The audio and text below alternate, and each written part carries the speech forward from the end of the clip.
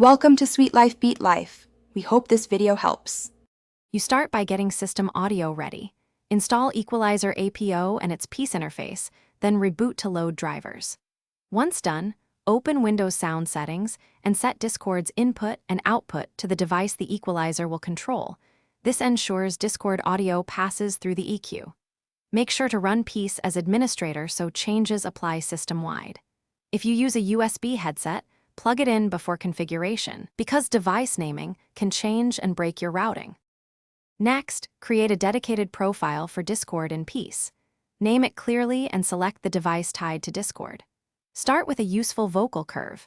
Cut muddy 200 to 400 Hz slightly, and raise the 3 to 6 kHz range to improve intelligibility. Use a gentle cue so the change sounds natural.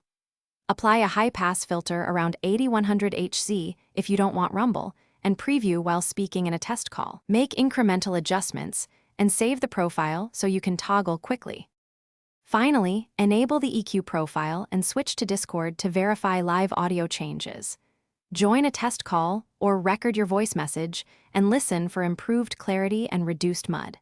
If you don't hear changes, make sure the equalizer is active for the device Discord uses. Sometimes Discord forces a different output or input. If problems persist, restart Discord and Windows Audio Services, confirm Equalizer APO is installed on the correct device, and reapply the profile. Thanks for watching. Consider subscribing if we helped you.